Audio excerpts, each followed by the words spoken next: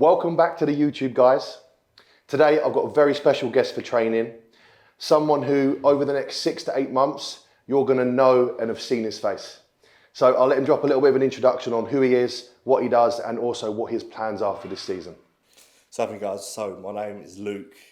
I'm the owner of LDB Physique Development. So as Cal does, I run a coaching service, majority lifestyle, but I have had a few prep clients. Very good prep in clients. the last 2 years. Very good prep My missus has been on stage, a couple of close boys to me, and we've had some very, very good results. But I'm not actually taking on competitors outside of that because this year will be my first show. So I kind of want to wait to get my first show out of the way. We'll be doing PCA First Timers, 21st of September.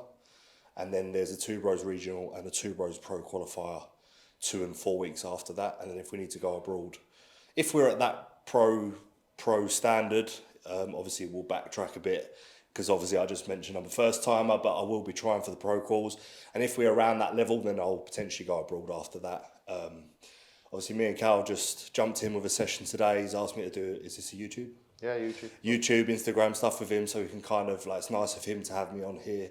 You know, it's nice to collaborate because we've spoken before. You know, we know each other from down here, and Cal's I've watched obviously... your progress a lot. I've seen physique progress, business progress over the past years, and so it's been flying. And I think this is something I wanted to talk about, was everyone always kind of waits until someone does something significant to then be like, oh, I knew you was going to do that, or you look good. Whereas it's always that build-up that should be appreciated more and then respected on the way towards that goal, not just when that goal happens. And I think with yourself, you always keep quiet, you do the work, and your physique shows that, and this year is going to be your time to really show that and bring it to life. I appreciate that, and you know what?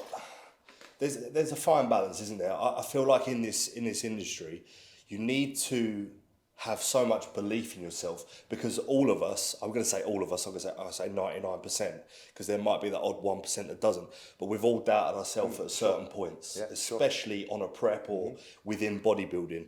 But you won't make it far in this game without having belief. However, you can also be, we see a lot of people in our industry are quite arrogant, and that only gets them so far. And you can be a little bit deluded, but I feel like there's a fine line between where you should be. I'm trying to sit in that middle, because otherwise, if you doubt yourself too much, you're never going to truly Perform as well as you could. to reach the pinnacle of your physique. And only really in the last year and a half have I gained that. And when I say confidence, it's like a true confidence. It's not like this false confidence that we can all display on Instagram, which a lot of people kind of hide behind. Real confidence is, right, I know what I'm capable of doing in terms of the work rate, the routine, the structure, the intensity that we put in within our training, the mental state that we work on pretty much as we develop. All of that combined is going to create the physique that I'm going to bring this year. And obviously I will be a first timer, but I'm not aiming to be the standard. You haven't got a first timer physique, I hope you guys not. will see that in a minute, I hope not. But yeah, listen, like, I'm really excited. And I want to say, obviously, well done to yourself as well, because look at what Cal's achieved in the last, even a year and a half. you, bro.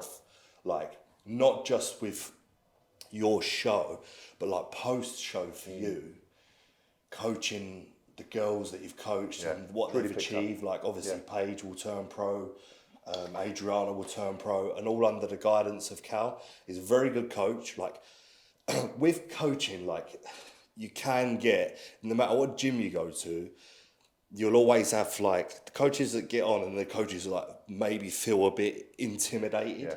And a lot of coaches can be quite rude and, like, maybe try and, I don't know what the word is, but there's enough clients to go around, in my opinion. And Cal is one of the best coaches I know around here. And I don't say that lightly. And I'm not just saying that because he's standing here, but you can see that from how he operates day to day. He's up at 4:30, goes to bed, like little stuff like that. It goes to show you have passion for the game. And I do believe how you act will rub off on, well, as we know, like, it'll rub off on your clients.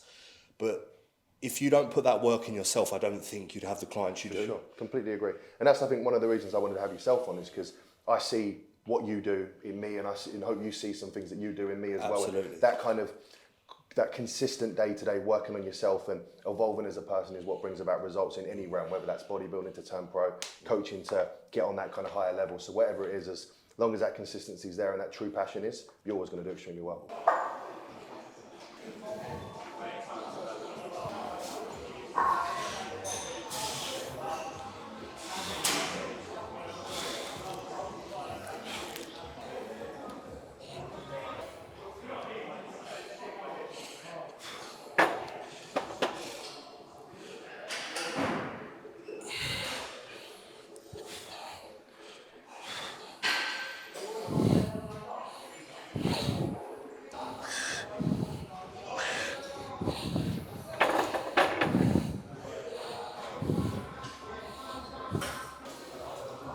Come on. Easy. What was that? 16s? Yeah.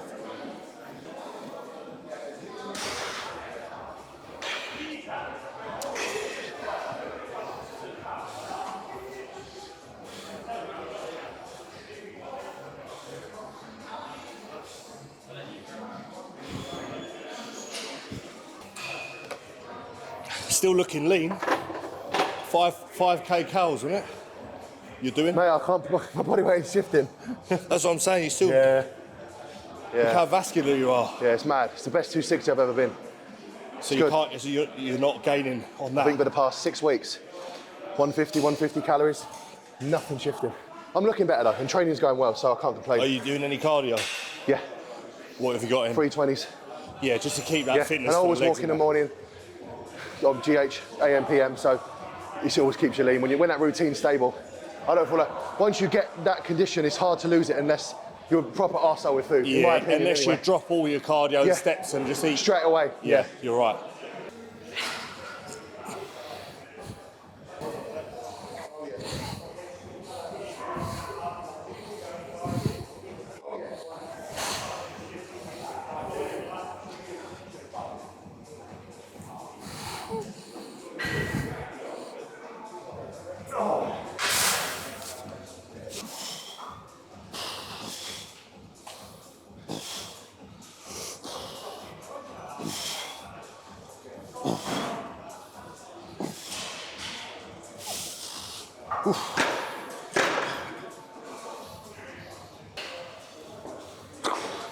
Come on, Cal. It's good stretching that. A few more in there, easy. Or 2. And again, and again.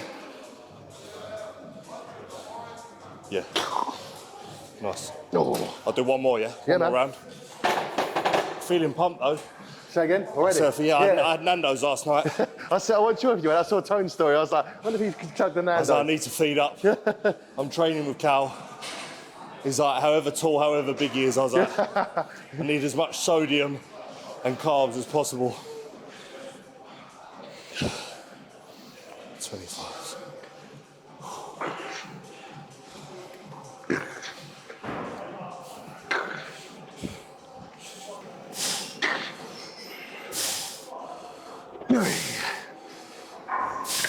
When someone says to me, like, why do you want to do so well at, I'll call it bodybuilding, but I mean coaching and obviously achieving a pro card. sure. Like, I don't know. It's just, I've coached for 10 years. I one-to-one PT since I was 18. So I got my PT for qualification.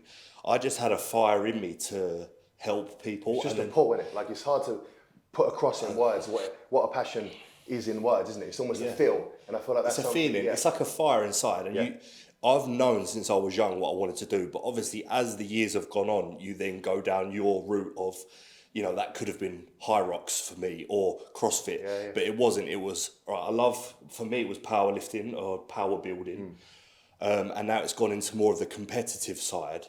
But like when someone says to me, "Why have you got that passion to get up early to do this, to do that?" I know. Mainly, I want freedom. I come from, I know everybody says it, but I come from a family that had no money. Yeah. All I want to do is, and I'm not doing this purely for money, I do it because I love it, but the career aspect will help me provide for the future family. Yeah, agreed. And that's everything for me because I didn't have that. But even if there was no money involved, no Instagram, no, shots on stage, I can't explain to you how much I love training. It makes me who I am. Yeah, agreed. That's not my whole personality. I still have a life outside of training, but it's most of my life. Yeah, yeah. And all the good stuff I have. Like, for example, I met Tony in the gym. Yeah.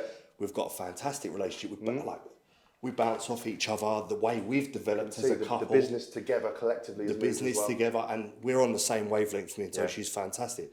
But even when I had 2 or 3 years on my own, working on myself, developing myself, and I feel like if you're not, like I struggle to understand someone who doesn't have passion, but I can understand. I have. You can't speak badly about that. Some people just don't have that, but maybe they haven't found themselves. Yeah, I'd agree with that. Yeah. So I didn't let you answer. Where does yours come from? It's hard. It's because it's a genuine feeling, and this is the thing. I think a lot of people say like, "Oh, wait to find your passion." Sometimes your passion finds you, and for me, it was the daily commitment to something to see an end result. Whenever that end result is, knowing that the day-to-day actions and what it is you're doing is working towards an outcome of some sort, just always fires me up. So when I see people getting better from check-in to check-in, my own training getting better week to week, it's that progression aspect that I thrive in, and I feel like draws me to want to do more. And do you think that the last year is just... I know once the ball's rolling, like for you to say like work with the people you work with, you've got the momentum, and I bet you're envisaging that growth of double the size of the business and more shows for yourself. It's even quality of the athletes. Like I sometimes open my laptop now and I'm like, that's fucking insane that client trusts me to steer that ship of that prep. And it's just such a cool process. But it comes back down to what you said, the raw passion of showing up and having that pull towards something. You can't fake it. It shows, and you don't need motivation to do it. It just comes. And you pour everything into it.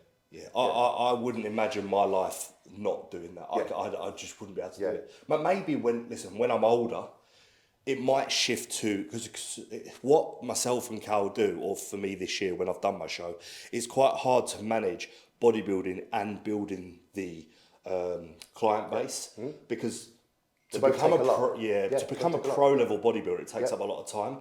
I do believe you can manage both, but when I'm I'm 29 now, turned 29 last month. When I'm like 35, I'll be done with bodybuilding. Then my business self maybe develops from there, and I want to excel in that endeavor. For now, for me, this year, I have to put my name on the map in the bodybuilding scene. That's not from an ego perspective, but I look at people with big followings on Instagram. They're inspiring a lot more people. Yes. My reach is minimal at the moment. Whereas if I have a bigger audience, the stuff I say means more and reaches more people. It impacts more. It will impact more people. Most of this game is mental. Like physically, we look at ourselves, but if you haven't got the right mindset, I don't think you'll get far. And that's why maybe I want to kind of venture into more prep clients as well.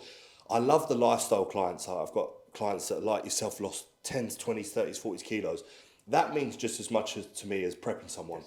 But I think with those people, you might have to improve their mindset. And whereas when you're coaching your girls for stage, you haven't got to teach a mindset. They've already got that. Yeah. You're just aiding the other things outside. And that's much, I don't know what to say, more enjoyable, but there's something different about it. They're on the same wavelength. You correct me if I'm wrong. It's when someone's committed to a process of prepping and dieting, they're so susceptible to taking on new thinking patterns, new ways to improve themselves, because when you commit to a prep, you're submitting yourself to growth, aren't you? You're submitting yourself to such an intense process of improving yourself. The physique comes with it, but you are self-improving by committing to that process. And having a coach that can then put new ways of thinking and new patterns into your kind of process when you are so, as I say, susceptible to wanting to change in that prep, I feel like that's why prep clients take on more and evolve through a prep mentally, because they're so willing and wanting to do that process.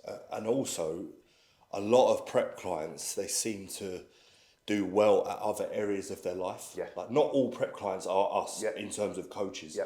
They have working in hospitals, working in 9 to 5s, and I feel like their life levels up. They might meet a boyfriend or girlfriend, and it's all down to the principles that bodybuilding teaches you to be a better person. How many people do you know do their show or go to do their show then start coaching? And it's because it gives you that mindset of, I can do whatever I want to put my mind to. It gives you that self-belief and confidence. It's the self-belief. Whatever I do, whatever I commit myself to for that long period of time, it will pay off. And I think we were going to kind of cover this at the end. One of the questions was how to have we will circle back, but how to have confidence in yourself. And I think it's just repetition of doing the same. Yeah. And not doing it for anyone else. But like, I used to have zero confidence as a kid, of anxiety. And if you said to me, well, how did you kind of evolve to not feel like the anxious boy that you used to? And I used to walk around with no confidence, whereas now I feel like I can walk anywhere, and I'm like, I don't feel like no one can touch me, because I know what I can do for myself. I know what I provide to the people close to me. And that's like an untouchable confidence. But how do I get that? I think it's just working on yourself and not concerning opinions of others. We are all susceptible to that, like especially in our world. We're going on stage and people saying, oh, you look out of condition, or This could be this better, muscle's yeah, not good, yeah. especially for females. Like, not saying that males cannot have poor or body dysmorphia and things like that, but females more so, because their hormonal makeup a little bit different. They are more susceptible to that, like feeling rubbish if they get comments on Instagram. And I think you have to really kind of learn to have so much confidence that none of that outside pressure or noise matters. Because on Instagram and YouTube, you're never gonna make anyone happy. Do you know what I'm saying? You're not gonna make everyone's always gonna have opinion about you, but as long as you understand what you are as a person and how nice you are and what you can offer, I think that's the main thing in life. And I feel like that's what gives the confidence, and then that just rubs off into other areas, and you'll attract the right people in.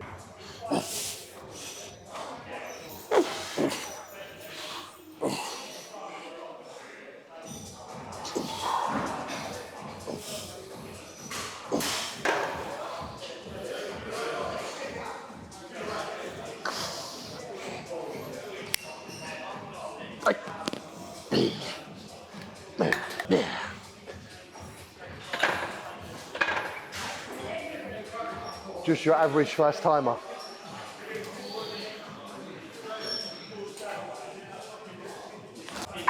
Where'd you go weight-wise on these? Not heavy, really. No. I'd start with the 10s and Work up. maybe do the 12s. I don't really go, and a lot of people will say this is completely wrong, I don't really aim to progress my arm lifts much. Like, over the years, I probably haven't gained much weight on curls. Yes.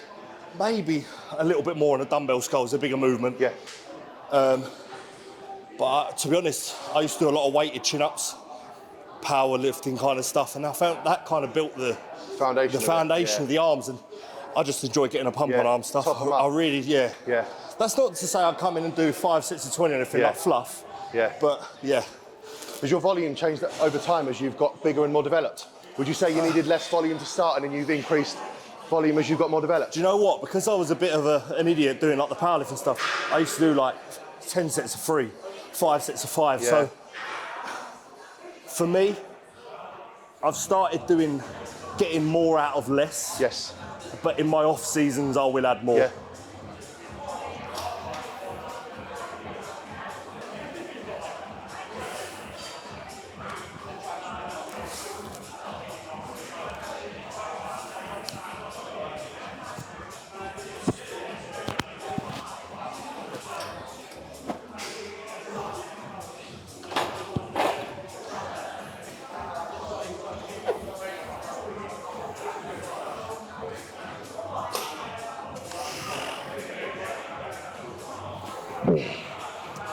Yeah, I like to really hit that stretch on those.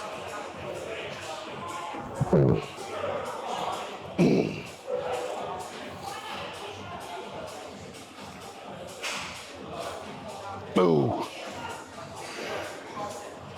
Boo. Boo. Nice. Bang.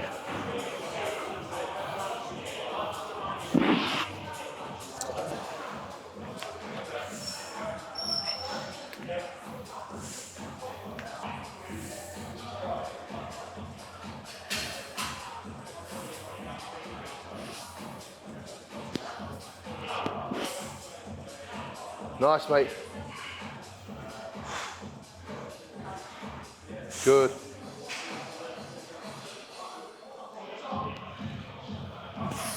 Lovely. Would you say that's your most improved body part, arms? You say arms is your most improved body part over push-ups? I'm gonna say, yeah, I've focused a lot on triceps. Yeah. Because when I press and do all my big compounds, I don't really feel my tries too much. Yeah. Whereas some people, I don't know if you notice, like, Only you'll ever- see when their tricep kicks in halfway. Yes. I don't really have that. Yeah. So when I do arms, I've started with tries, similar to today. For me, I just think everywhere. There wasn't a specific site. I suppose everybody has strengths and weaknesses, but I just wanted to get big everywhere. Even if I still had similar strengths and the weaknesses were there, I'm bringing everything up at a similar rate because I hit everything twice. You know, my current training split, I'll do a full upper on a Monday, which is the first time I've done that. So that'll be chest, shoulders, back, biceps, tries. I then have a lower day on the Tuesday, which will be quads, hams, and glutes. Rest Wednesday. Thursday will be my push, upper chest, delts, tries. Friday will be back and biceps. And then I've actually got glutes and hamstrings on a Saturday. See you put that in. So I actually do 2 of my lower sessions with Tony.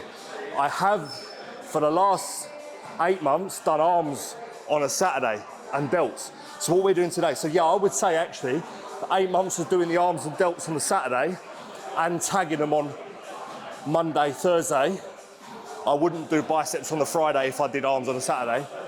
That has brung them up. I was going to say, I think in your front double bicep, the width of your arms on that that's shot what Cal has said. improved a lot. Yeah, that's what Cal, he said the front double, he said your legs and your arms stand Filled out out. on that shot. There's no gaps.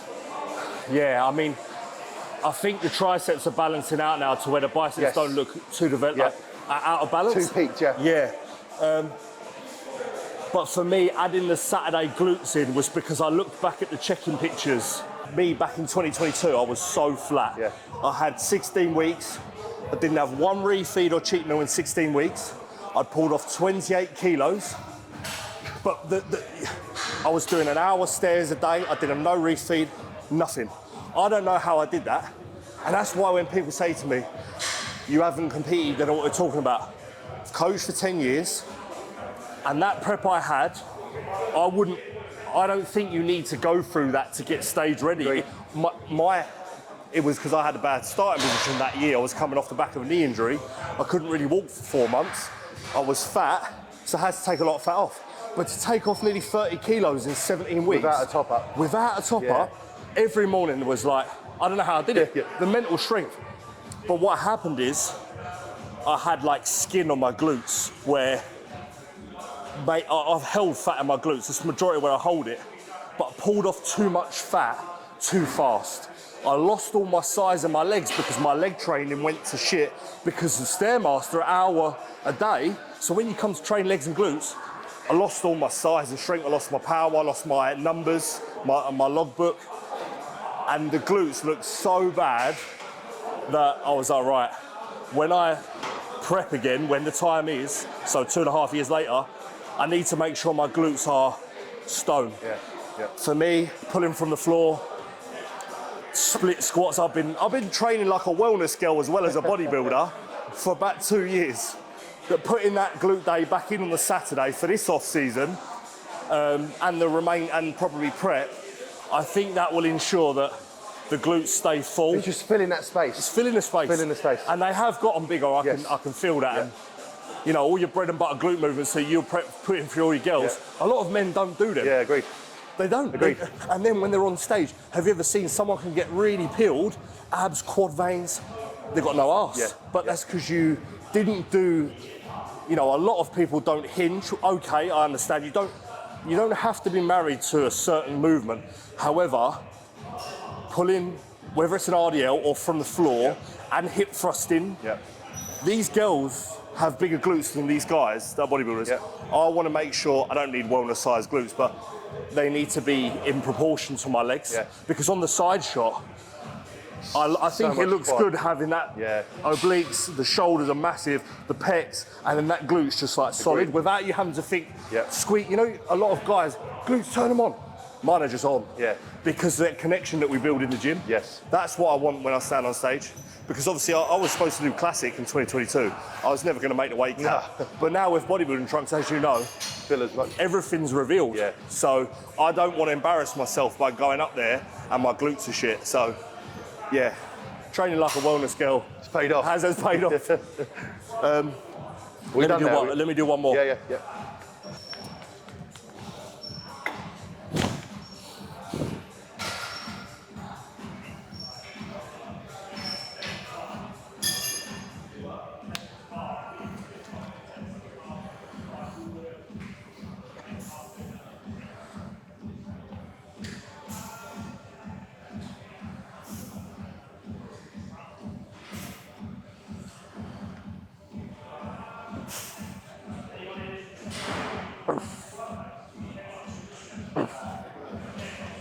Good. Nice.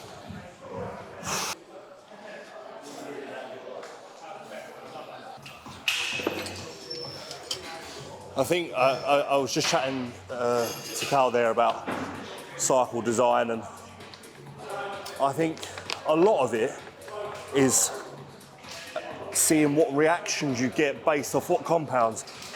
How many people do you know just get sent their cycle over, they start it, and then they push through the side effects, because that's what bodybuilders are like.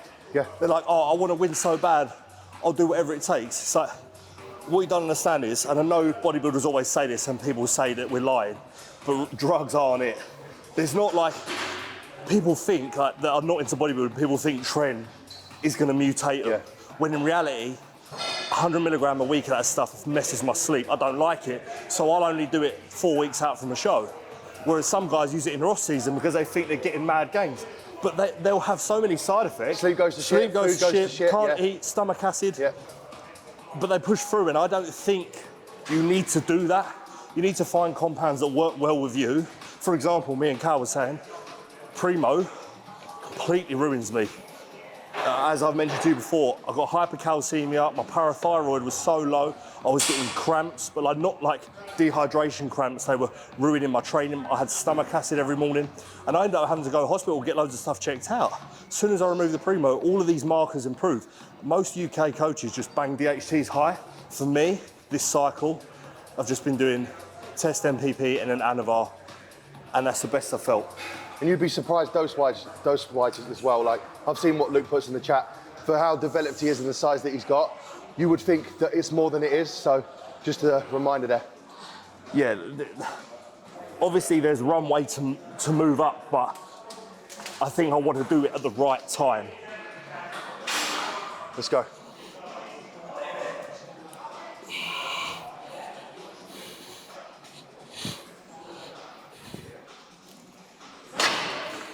Overheads after that, yeah. Sweet.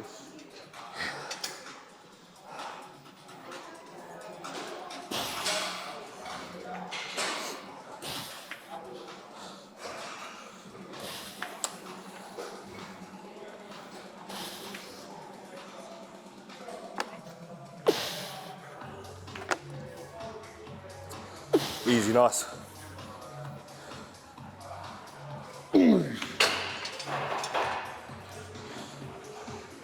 Are you finding it hard to get the food down? It's getting there. You'll fall after a meal, Yeah. but you're not really ready for your next meal, but you're still going down all right. Yeah. So That's how I feel with the 400 protein. yeah. But I probably would have to be very selective of what I change next. Like, it won't just be I can put this in, it'd be like, that has to be planned around that meal at that time. It has to be very specific with what I go and with obviously after a session that you're hungry, I feel hungry after training. Yeah. If I didn't have my routine with my steps / cardio in the mornings, I wouldn't be able to eat This all is this exactly food. what I was going to say. I don't think if I didn't have that routine, I can't imagine how it'd be like 8, 9 o'clock at night. I've still got 2 meals to it. That's how it used to be before I had a routine. But it sounds simple, but routine is everything. So yeah, that's helped with the food. I can't eat too close to bed either because Sleep fucked. the last meal's quite dense and you don't want to have that bloated stomach before you go to bed. I can't believe how, like, obviously when we're bodybuilders, we go to bed, we wake up, we take our sleep ups. That can make you feel so good. When you talk to a normal person, they're like, I'm always tired, I feel fatigued. but they're doing everything wrong. Yeah. Everything. Most of my lifestyle female mum clients will add magnesium or dream sleep before they go to bed. They'll have structure and they're like, or maybe they'll take some healthy fats because obviously they're dieting down so they're not getting enough. And they're like, oh my God, within a week I feel like my life's changed. But that's all it is, these little tweaks that bodybuilders do themselves.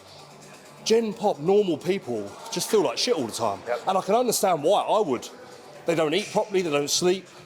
But I also think until you know the opposite, you don't know. Like, you only know what you know. If you're used to feeling like shit, then that's your normal. Yeah, it's but if you feel good, then you feel good. You are right.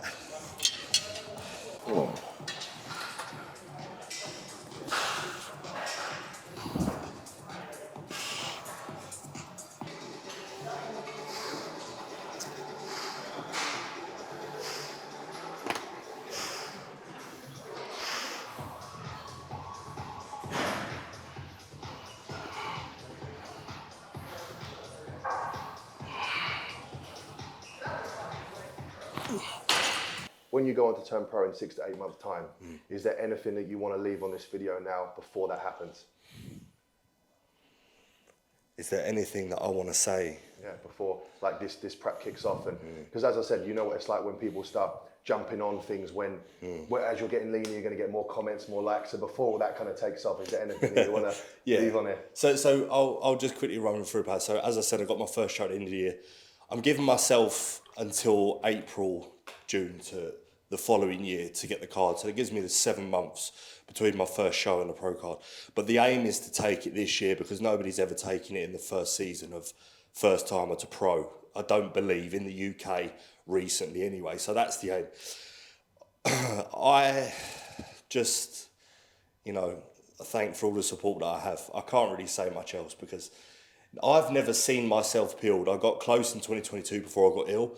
But listen, I'm a whole different person now. I've had 2.5 year off seasons because basically I've been working, whatever you want to call it, the term, in the dark, behind the scenes, because nobody knows because I've never competed. Yeah. But my aim since I got ill was I don't want to step on stage until I'm at a pro level.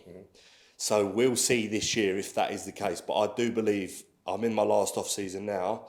And when I skin down and get that condition, I believe I'll be at that level, and then I will just be, I told you so. But I don't need anyone else to believe in me. I just need me and my missus and your circle. and that's it. And 100%. I will give as best as I can. I've committed to this. I would say, being really honest, the last 18 months I have, or 24 months, I have literally lived as if, right, I want a pro card. Yep. And I don't just want to get it and then sail off into the sunset. I want to then be a competitive as and pro that's as well. the reason I asked the question is because you don't just have a pro-worthy physique, you have a pro-worthy mindset. Everything I've seen you do over the past, as you said, 12 to 18 months has been very much putting yourself mentally in a place where you believe and know that's achievable within your physique. And that's the biggest shift I've seen with you, I think, is your mind matching up with where your physique's at. And that's one of the reasons that I'm personally confident you'll get it this season. I feel, like I said to you at the beginning of this video, I feel the most confident I've ever felt. And I'm in my last part of my off-season now. I've got 7 more weeks. And I'm giving myself a long enough prep because I've learned before that, as I was saying to Cal, we don't want to be in a rush. I've got like a 22-week prep till the first show. That's enough time for a diet breaks. Yep. If you get unwell for 4 or 5 days, yep. I've accounted for all of that. Yep. And this year, I believe we won't miss at all. 100%. Let's so, crack on. Yeah. Sweet, bro. Nice one.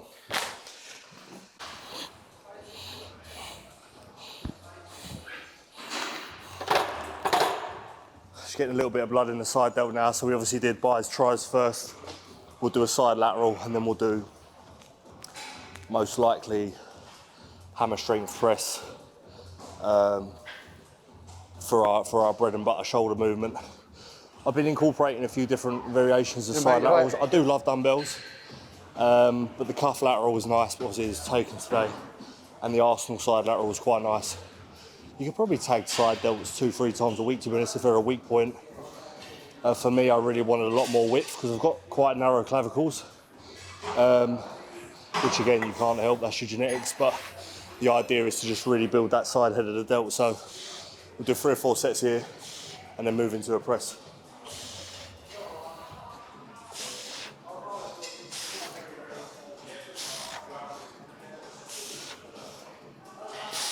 They feel quite nice actually. Like one after I did like 20 reps, get the blood in there, they feel good.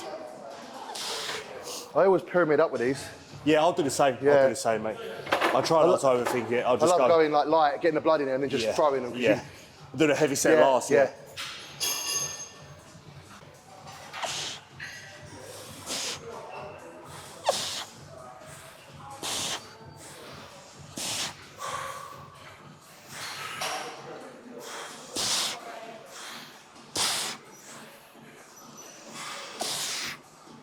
She's looking good. Best reverse she's had. I've been able to get her food finally high now. Changed up a little bit of supplements, so it's the first time like where, I don't want to say pushing, that's the wrong word. It's the first time we've ever done assistance in the growth phase. We've only ever put a little bit in towards the back end of the prep. First ever time we've done it in an off season, so yeah, she's doing well. How long has she been on more food for now? 9 weeks, How long? 9-10 weeks. We had a load of digestive issues post-show, so it was correct that, hold for a little bit, and then now I've finally week to week been able to get her food up, which you can see the difference. It's way better. She looks like she's gained a lot of size in the right areas. Yeah, I'm training her legs. I'm training with her for legs 1 time a week. Yeah. Just so she can push that little bit more with it. So I'm keeping tabs on the volume. I literally write a logbook out. I'm like, we're progressing this much on that session, so it's just inevitable next year. That's the goal. She doesn't get fat, mate. No. It doesn't accumulate no body fat. Not at all. At like 3.5K or whatever it is, 3K.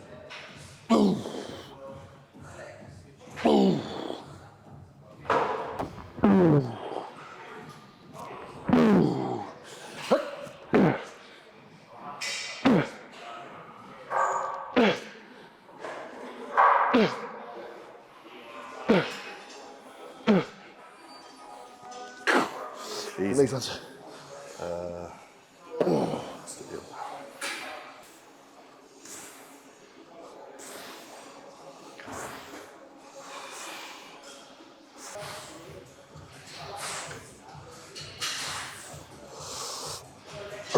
Flying.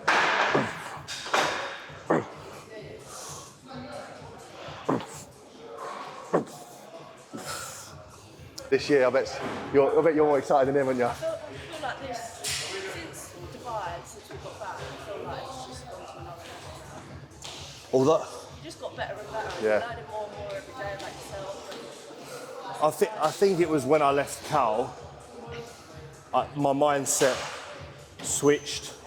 I was like, I'm doing this alone. Yeah. Although I've got good people around me, it has to be me making the decisions. Then we had time away in Dubai, trained like an absolute monster out there. How nice were the boys in Dungeon? This is where, when Cal said to me at the beginning in the other room, the confidence, but being delusional, when high level people give you praise, not just someone who's done one show. Yeah. We walked in Dungeon, some of them are like, are you a professional bodybuilder? And it's like, these guys, Abdullah, it's just nice to hear that from us. I know I've not competed. And they've got no reason to tell you that either. Like No, they don't know me. someone else could be blowing smoke for the sake of just want to train with you or want to whatnot, Yes. but they've got no pull to tell you that just for the sake of it. So And that's not me saying I look like a pro bodybuilder. I'm not. I'm aiming to look like that. But when other people are asking, you know, are you a high-level competitor? I must be doing something right. And when that, because I trained with Ahmed out there, and I was just like, this is a hot. If I've had that, I think that was a bit of a confidence boost. Yeah, for sure. And when I come back from Dubai, I was waiting for 2025. I couldn't fucking wait. Yeah, I was I like, as soon as that goes, although I've been working for 2 years, I was like, this is the year that it all changes in terms of, I don't like to say proving a lot of people wrong, but you will get people talk and say stuff. And I think, you don't even know how we operate on a day-to-day basis. Like, you can sit there talking, but it's even people higher up the chain. If I have a big following and I get higher up the chain, you shouldn't try and bring people down away. I feel like I'll always be honest. If someone has never competed and they're like, I want to turn pro, and they don't even know how to wake up on time, prep a meal, that's what's called delusional. Whereas how I work and what I've been aiming for years, because to be a pro bodybuilder, you have to do this shit for years and years, and you have to learn along the way. I've done that without actually stepping on stage. So I think I just keep, she knows how I am. That's I'll always that's be like, why I say. I can't wait, like I'm gonna bring this and bring that, but I don't go on Instagram shouting it like I'm the biggest this, and because you get a lot of people like that and it's like you're just talking too much. I think that comes across wrong. If you're so good at what you say, just show them. A lot of people don't know though, like what, they just think I may be doing a first show, but I've now, with this video, kind of told you the aim. I'm not doing this to be an amateur. Why? Listen, I can't come in here week after week, pulling 7 plates from the floor, making myself feel sick, prepping all these meals to just be an amateur. Like that, I can do that, I've been doing that, but I mean forever. There has to be a point where you are rewarded for the work that you've put in for the years or decade, whatever it is. And I feel like that eventually that time will come, and I believe it will be this year. Obviously, I need to see how I look when I'm really lean at this weight, because I've never held, like 2.5 years ago, how much smaller was I? I was knocking on, reaching 85 kilos, 86 kilos. I'm currently weighing 115, and I'm not out of shape again. I'll send Mango the check-ins, the recent check-ins. They're not too high body fat. I'm actually not too concerned with the condition and what I've held.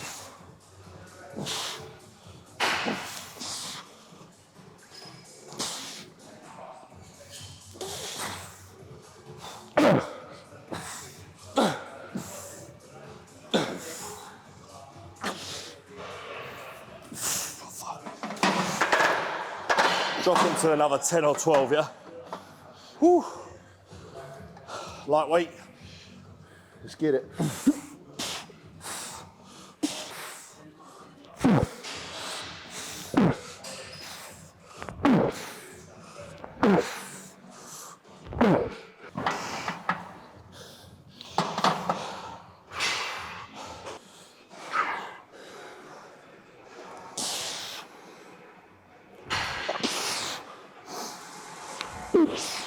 Yeah, nice.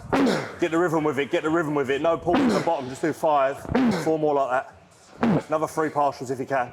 2 more. That's it. That'll do.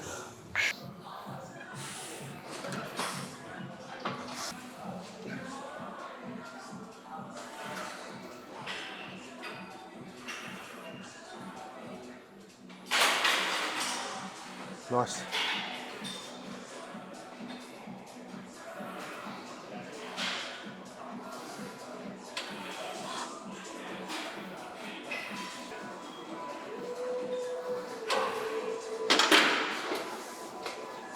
Yeah, I'm not gonna go crazy. I'll try 2 plates. That'll probably be close to my work, and I might get 1 set out of 2, see how this moves. Yeah.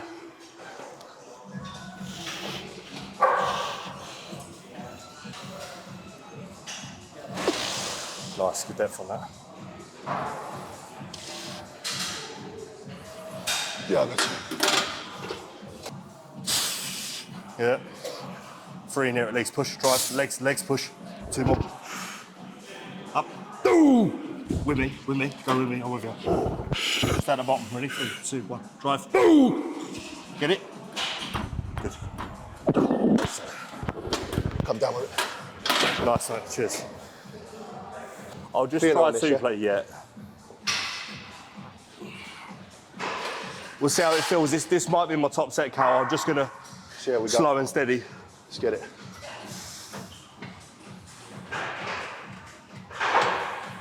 Lovely.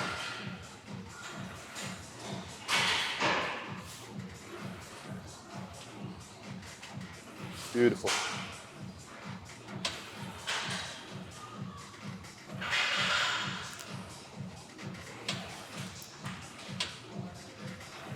Good.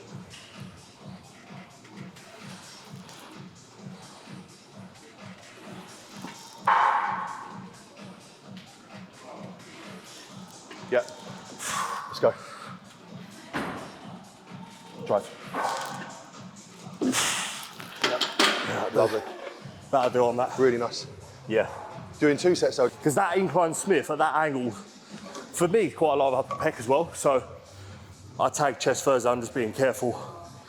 Mate, at your level, it's not worth the risk. No. It's not worth the risk. I pulled it on the Gymnaco. And, Is that in Chris Evolve. Jones? Yeah. Oh, mate, and it went pop. I've never had the short or as I was going pushing back? out. Yeah, It gets so heavy, doesn't it? So heavy. I thought it was off a tendon. I was doing 4 plates on the gym loco. It didn't. Even my warm-ups didn't feel right, and you ignore it. Usually, I'm good with that. Yeah. And the day I was in a bit of a rush with training, and like my missus had to get home, bang. But 2 or 3 weeks later, I was fine.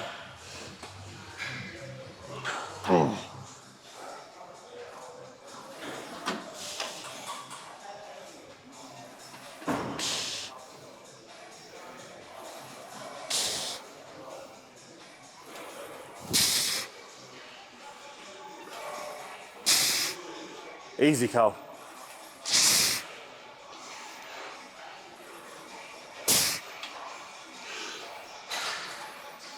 Get one. More than that, more than that. Push, push, push, push. Give me one more. Speed from the bottom, 3, 2, leg drive, push, push. All the way. Good. Yeah. Nice. Nice. When you watch guys like Luke train, it's so like pleasing to watch the way they train because it's so smooth and you can see how they're so developed by how they train. Like it's not a rushed rep, it's not too heavy, everything's smooth and it almost moves in sync, and that's one of the reasons that you see his development is where it's at, because it's not stupid training, it's clever training. I think like a lot of my old days, I did just used to move the way from A to B, and now sometimes on my lifts I might use a similar load, but the way I do it is so much smoother. Yeah. Don't get me wrong, like when I was in Dungeon, I did like a 6-plate squat for like 7. I'm not really thinking keeping control. I'm trying to not die. I'm trying to just go to failure.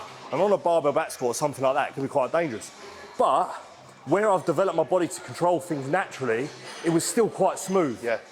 And I think you just get that with time and training. And Yeah.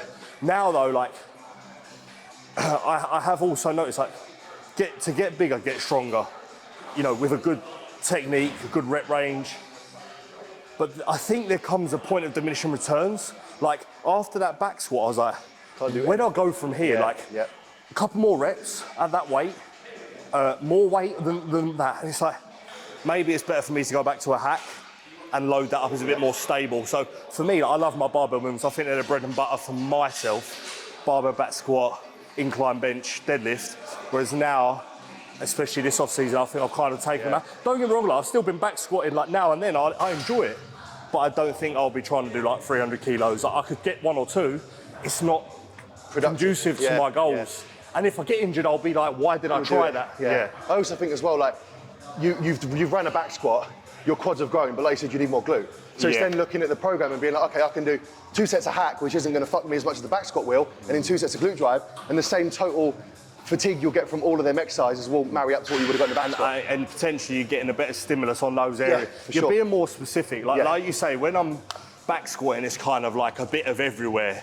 When I'm deadlifting and I'm pulling 300 for reps, and it's like, it's great. It builds that base, but when you want to be more specific, you will do exactly what you maybe run the pendulum up or the hack and stuff like that. You can't always have everything at the same time. I will say, just put in what you enjoy, but like stop trying to cram in every exercise. You'll get someone tell you to do this and then someone else tells you to do that, and you're like, well, what do I do? Just do the movements you enjoy and get really strong and good form. But then there will come a time after a 5-month push, move over to something else. And see what's grown. If you've run a lift up and you're like, okay, that's growing quite well, maybe that hasn't, then shift it somewhere else. Just spend the time at different places. No, since I've been hip thrusting with Tone on a Saturday and doing my split squats twice, once on a Tuesday at the end, dumbbell, and a Smith on a Saturday, my glutes have like come along massively, and even my hammies. So I know it's working. But yeah, obviously the bigger movements are the harder movements, so you have to. Most people don't have to worry about fatigue. Yeah, agreed. Let's be honest. Agreed. I think you should just bury yourself for 2 years. If you need a week off now and then, take the week off, and you'll grow. Yeah. I think so many people are so analytical, and it hinders their progress and their physique. They're moving too slow. For me, a rep to failure, when you can't no longer move the load. I see some guys doing like a 12-second concentric. I can't even do that. When I'm done, done. Yeah. I can't grind through that. Force it As you'll out. see as well. Yeah. I spotted you there. That last rep, you probably wouldn't have had it on No, your own. for sure. That's failure Yeah, for you. yeah, yeah. I've seen some guys do like 15 seconds and they manage to get it up. I'm like, is that failure, or have they just purposely slowed it down To make it look like failure. that? I think they're overthinking it. And that's, again, from my powerlifting days. Although we shouldn't move stuff from A to B, I've always been explosive on the concentric, always, with control. Yeah, so as I was just about saying there, so I stopped all like my powerlifting training 2020. I spoke to Luke Sando in Rips, and he's kind of the guy that, there was a month before he passed, or 2 months before he passed. Wow. And I was going through a rough period myself as well, and I ended up having like a 25-minute chat with him, and he was like, you should do bodybuilding. And then ever since that, I was like, okay, I started, and then I hired Cal about 8 months later. So realistically, in terms of the training I've been doing, like the way we do things, bodybuilders are a lot different. I wasn't a powerlifter, I never competed, but what I mean is, I used to do crazy stuff in the gym. I'd come in and try and train like Larry Wills. I mean, I suppose it could build a base, but it's not bodybuilding, is it? Like Larry Wills doesn't look like a bodybuilder. No. So I started pure bodybuilding training around mid-2020. And then when I got with Cal, I obviously learned a lot. I'd say for the last 3-4 years, I've been locked in with size training and kind of disassociating from trying to lift X weight for X reps. Do you see what I'm saying? But I think having you the need balance. to, like you said, you need to do that to know. If you haven't put, I think you would rather a first starting point of, let's put as much as I can on and train so I physically can't go anymore, to learn that and then refine it rather than refine before you've learned the basics. Yeah, definitely. I sometimes look back at how I used to train, think, how did I do that? Yeah, like the crazy volume, shit, 10 triples, or I'd come in and do like a 20 rep back squat and then drop set. And it was crazy, but now it's a lot more structured in terms of, you know, bodybuilding split. Specific, like we said earlier, being specific with what you're doing, You mentioned in there about going through kind of like lower periods and times where you wasn't as confident as you are now. How do you think that shaped and made you to the person that you are now? Because you're probably the same. I always think that the lowest positions able you to reach the highest positions because of how you then internalize them events and get better and become, just grow from them basically. So how would you say they've played a part in your journey? You mean being low also outside of the gym? Yeah, both. Just low times, low periods, up and downs, that kind of thing. How do you think that's built you to where you are now? Yeah, 2020 for me was completely the turning point. I'd had depression for about 10 months, you know, really dark time. But the one thing I did do is I never really couldn't get up, didn't want to get out of bed. You know, the traditional depression signs. But I still trained. Even if it was, I could get in there when I can, I still trained and thought, I will get through this eventually. And I'm so thankful for how low I did get because I wouldn't have done all the stuff. I had a voice in my head. This is how I explained it to my best mate. I don't know if it was me just talking to me or a voice from whatever I believe in, or it was like, you'll be out the other side soon and you'll look back and it'll all be a laugh. Yeah. And now I look back and I say, you know, I've got a very good life. Although I haven't achieved what I want, I'm content with what I've got. Yes. And a lot of people have everything, but they have nothing because they're not happy in themselves.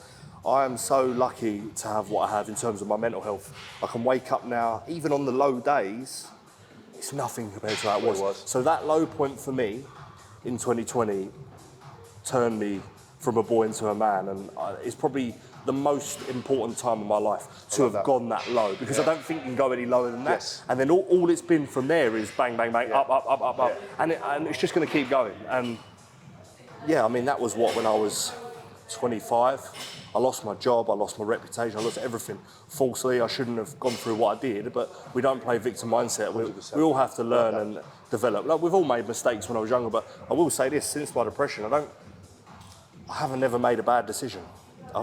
We still make mistakes, but I feel so clear in my head that the decisions I make, whether that's with women, I've now got a lovely girlfriend, or with business or family, they're very level-headed. And I never used to be level-headed before. I used to be very like what people call ADHD or whatever. And I've got a very calm head now, and I feel like that's what a lot of people can't achieve. And that's one thing I wish on everyone, is just to be peace in their own head. Because I feel like the hardest thing in life is your own head.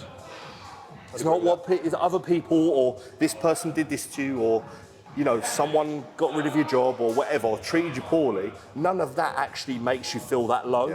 It's your own battles in your head that make you Or feel how you low. internalise what they say and what they think. It's Yeah. all based on you, isn't it? Yeah. Like you can be inside, and most people will go through this. Like I think everyone goes through it.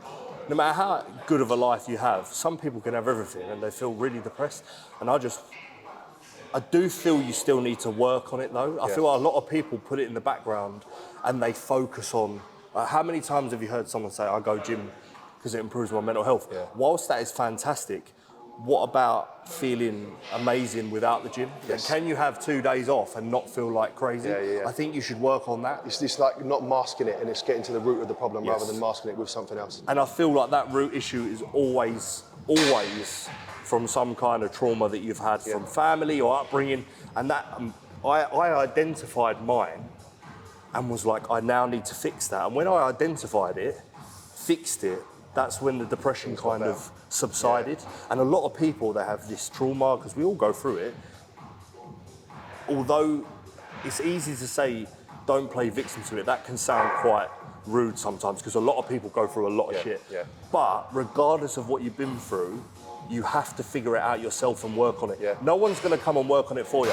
And unfortunately, like how many people do you see have, I know we're getting off topic with bodybuilding here, but I think it's nice to chat about this. For sure.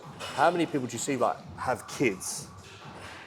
I don't want to pass my trauma down to my kids because that's kind of what happened to me. Selfish I at can't the end of the day, isn't it? Selfish. I think you need to kind of get, like some people are still 40, they're out cheating on their missus, but that's because of them. Yeah. It's nothing to do with their missus. Yeah. Or they can't treat their kids properly because they don't know how to treat their kids because they're not happy in themselves. They haven't worked on themselves They enough. haven't worked on themselves. And for me, I needed to do that. And if I didn't, I'd still be a bit of a brat to be honest with you. Like, I used to treat people quite poorly, although I'm a nice man and I'm a good soul.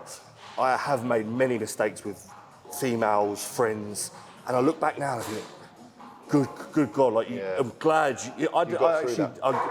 the depression helped me realise how I used to treat people. Yeah.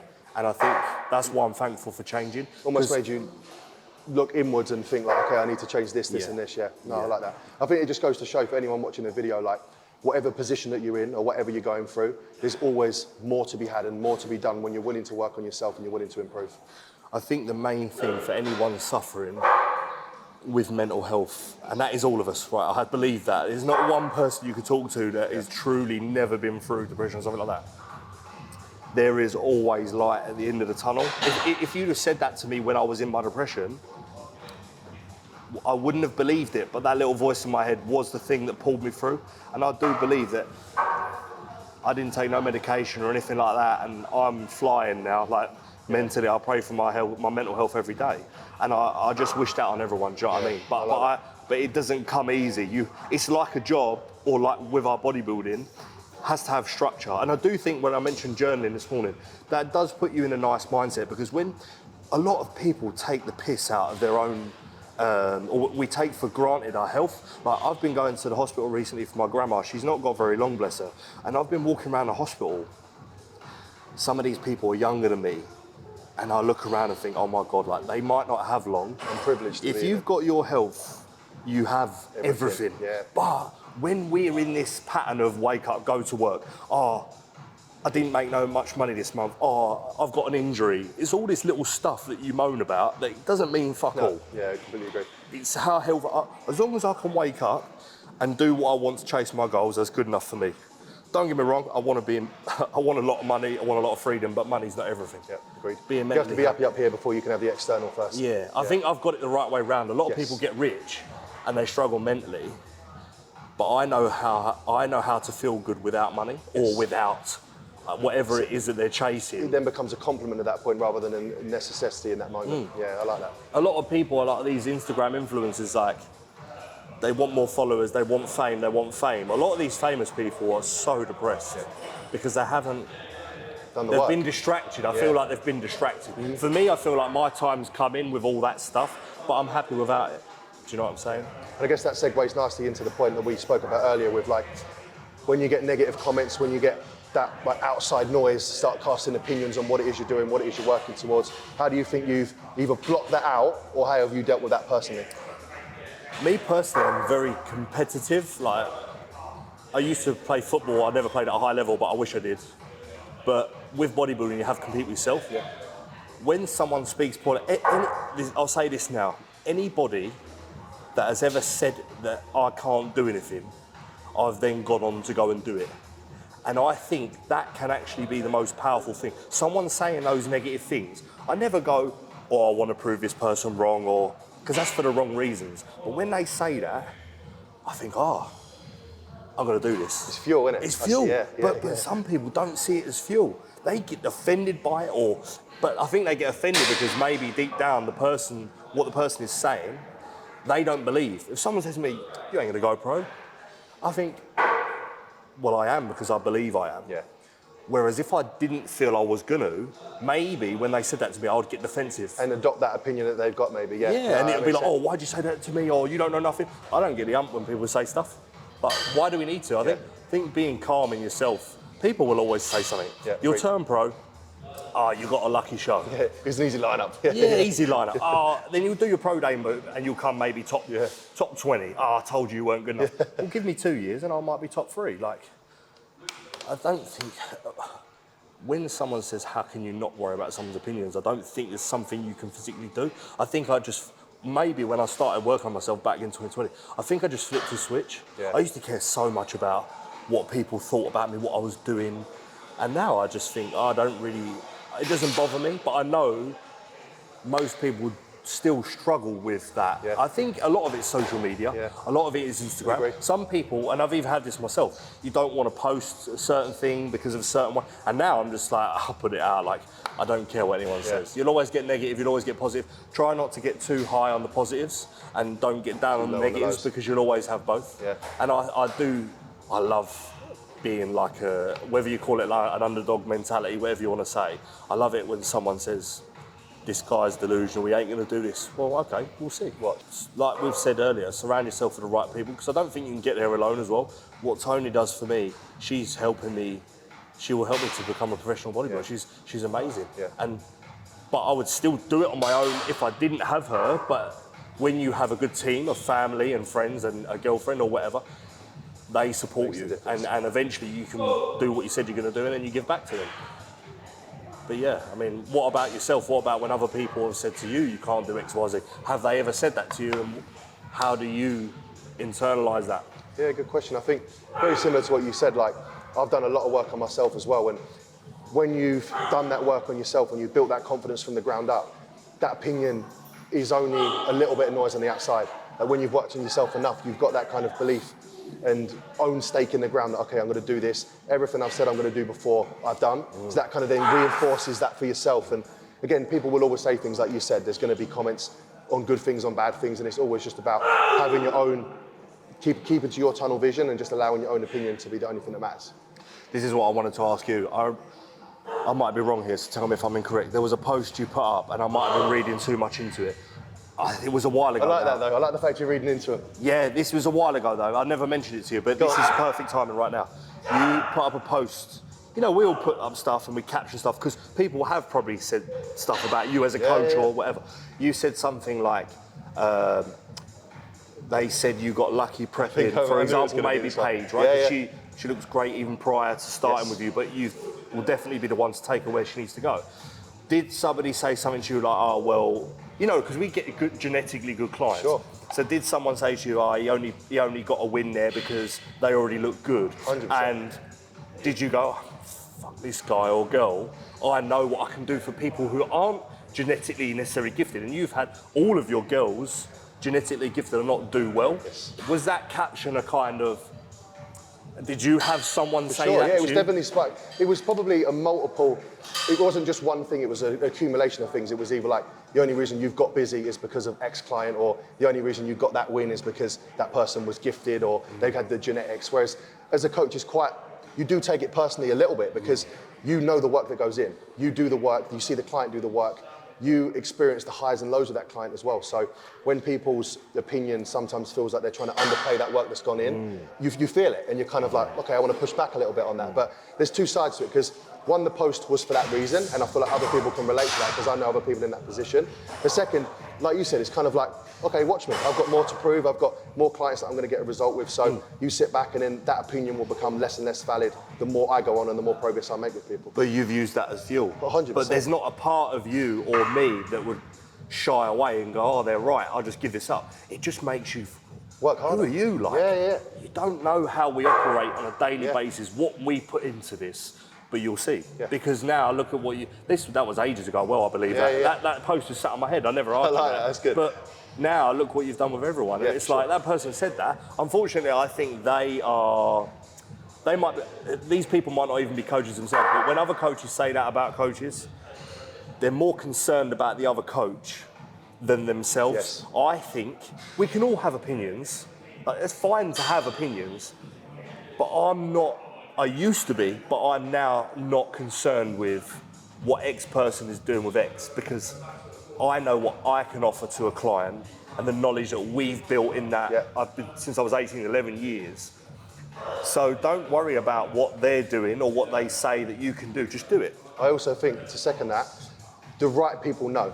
Like, you will know with me and my clients that, okay, some of them are good, but you also know what my input would have been. And I would have known, similar to like James. James was a good client, he comes with a good base, but I can see the work you've done. Yeah. Like, he had everything, but you complemented that and you brought the best out in him. And I respect that as a coach. So the right people know what you're doing is right, and that's the only thing that matters. Yeah. The people that don't know, you're not concerned with them anyway, because they're not the type of people that, one, you want to associate with, second, you wouldn't take advice from anyway. And they just end up staying stuck, I feel, because of the opinions. They're constantly making opinions about other people. The more, like, we always have conversations about other people, but if that's 90% of your time spoken about, that's wasted time that you're not developing yourself. As yourself, 100% agree. Obviously, you will talk and converse and have opinions on other things and that, but just, make sure 99% of what you talk about is for you and the people around you and how to improve that. Yeah. Don't worry too much about someone else. There will always be poor coaches, middle, top. You're obviously at that top level, and I'm trying to get up there as well. We just keep going till we're going. And everybody's going to have different strengths and weaknesses as well. But I feel like with your communication with your clients I know how important communication is from both ways, and being very understanding. And I think you do have to be quite empathic is the word. Very understanding for all my people. It's not like especially with lifestylers, they're not robots. You have to understand they have emotions, they have lives. And to be a good coach, you need to understand maybe personality traits, but also how they perceive things. And ask people, like, if you're not a decent coach, you won't bother doing that. You just be like, why haven't you followed it? You should be doing X, Y, Z. But I like to get into not that I'm a psychologist, but I know psychology is and emotions. That once you connect with your clients on a deeper level, you can understand them more and understand why they do the things they do. And you get most out of them. And then you got more out of them, and then you're more understanding of if they didn't. Say, okay, no worries. I never have a go at people, because unless they're like a day out and they've been just what have you done? But yeah, I just don't think as a coach you should be giving that negative vibe to us. You should always be understanding with anything in life. But what else is there any other things that you wanted to cover? I don't know if I'm happy with that, unless you are. I think we got a lot there. Yeah, that's enough. Yeah? So guys, that's a wrap. Mega session today, and I hope we provided you with some value to take away or add to your clients or people, or even your own training for that respect. But appreciate having you on, bro. Been really good. And look forward to seeing what this man does in 6 months' time. Thank you for having me on. Honestly, I appreciate the time from Cal, from Mango. I haven't filmed on YouTube in ages. I have my own YouTube. Can I plug it? Yeah. Just check my YouTube. It's just Luke Blake. I used to get a lot of YouTube videos with Andy. Andy was fantastic for me. That's where I first saw you, actually, funny enough, YouTube. Was it? The old videos used to film in prep. Muscleworks and that. That's it, yeah. Andy filmed for like Josh Bridgman and that, so he's amazing. The videos are great. And now I get a little bit of content in with Stephen, but I haven't filmed since pre-Dubai. So I'm looking forward to do more stuff like this with other people, with other coaches. But also I have been doing a vlog on my YouTube. I'm going to aim to do every week from here on out. You can check my last vlog that was in Dubai on my YouTube, which is Luke Blake, and then I'll be documenting the rest of the off season. And then it will be definitely one video a week on prep, which is about 22 weeks. September 21st, listen, I need to be winning a sword on the PCA first timers. If I don't get a sword, then I've gone wrong. And then obviously the step up in level will be the Two Bros regional. Generally, I think I'll land in the heavyweight class. I'll probably maybe 95 kilos, 20 kilos off me now. And then the 18th, I think it is the pro qualifier. And then see where we're at. Like if I'm not at that pro standard, okay, I'll go away and work and we'll do it next year. But the aim is to That's there. The aim That's is to what do it matters this most. year. That's there. It's not been. That'll be 4 weeks between first timer to pro. If I can do it in 4 weeks, I'll be very, very happy. So again, thanks for having me on, mate. Like, Pleasure. You've been great, and you know, Cal's a good man. And honestly, he's done so well, and just keep doing what you're doing, mate. And I Both appreciate rising. you having me on. And we'll see you in the next episode, guys. All right, take care.